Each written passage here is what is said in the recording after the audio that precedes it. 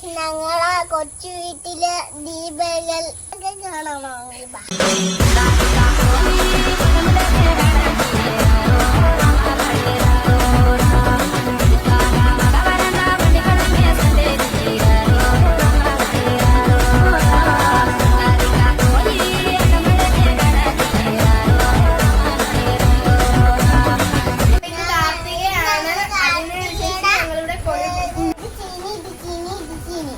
ചമ്മന്തി ഇനി ഇത് ചീനിയുണ്ട് പുളികൊണ്ട് അല്ലെങ്കിൽ ഞങ്ങള് അത് തിന്നാൻ പോവാണ്.